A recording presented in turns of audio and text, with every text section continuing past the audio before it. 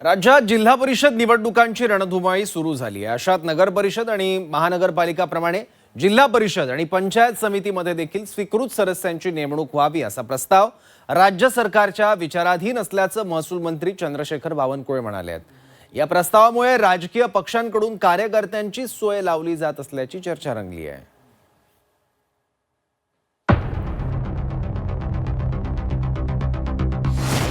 जिल्हा परिषद पंचायत समितीतही स्वीकृत सदस्य।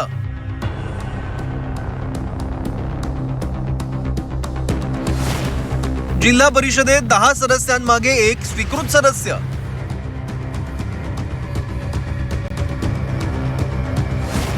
पंचायत समितीत 50 सदस्यांमागे एक स्वीकृत सदस्य।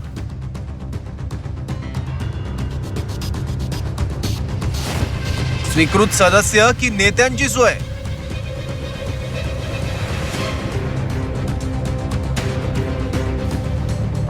नुकत्याच महानगरपालिका आणि नगर परिषदांच्या निवडणुका पार पडल्या। सत्ता समीकरणं बनली। यावेळी राजकीय पक्षांकडून ज्यांना उमेदवारी देता आली नाही किंवा जे महत्त्वाचे उमेदवार पराभूत झाले त्यांचं पुनर्वसन करण्यासाठी संख्याबळानुसार स्वीकृत सदस्य म्हणून त्यांची नेमणूक करण्यात आली। याच धर्तीवर आता मिनी मंत्रालय म्हणून ओळखल्या जाणाऱ्या जिल्हा परिषद आणि पंचायत समितीमध्येही स्वीकृत सदस्य हे महत्त्वाचं राजकीय पद निर्माण होण्याची शक्यता आहे।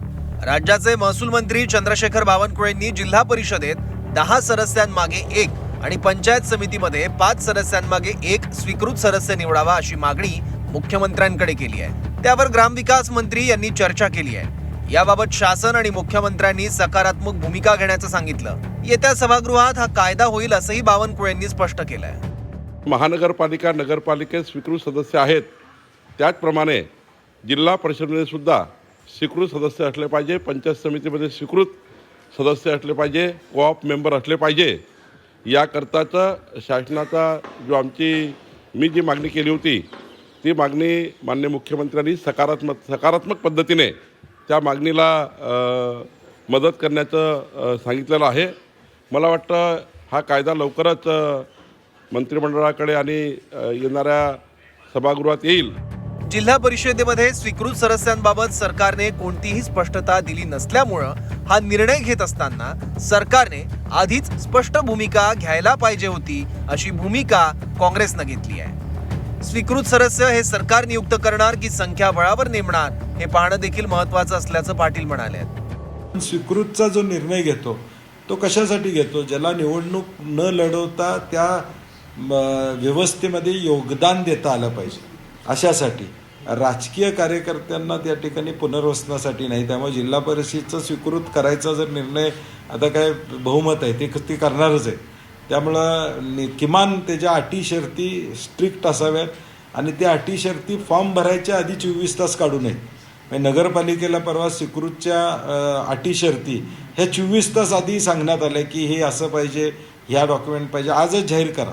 म्हणजे तुम्ही निर्णय घ्या, आजच त्याचा जाहीर करा की कशा, नाहीतर मग तुमच्या अटी शर्ती आधीच भाजपच्या लोकांना माहीत असणार, त्यांची तयारी झालेली असणार आणि विरोधी पक्षाला मात्र त्याची माहिती नसणार। असं सरकारनं या ठिकाणी करू नये।